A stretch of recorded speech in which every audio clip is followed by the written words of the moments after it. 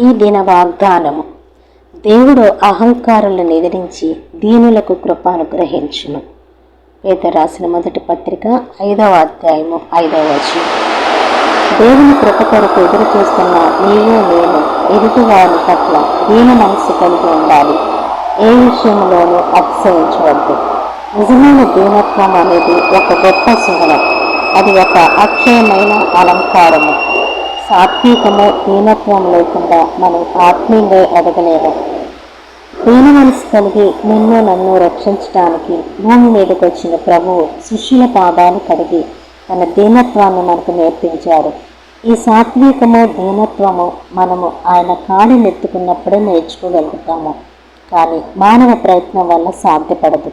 భూమిని సేద్యపరిచేటప్పుడు మనము చూసే జత ఎడ్లలో ఒకటి మన ప్రభు అయిన యేసుక్రీస్తు అయితే ఒకటి నీవై ఉండి ఆయన కాడిని మోయాలి. అంటే దేవునితో సహవాసము చేసి వాక్యానుసారంగా జీవించినప్పుడే ఆ దీనత్వం అనే గుణాన్ని అలవర్చుకోగలుగుతాము.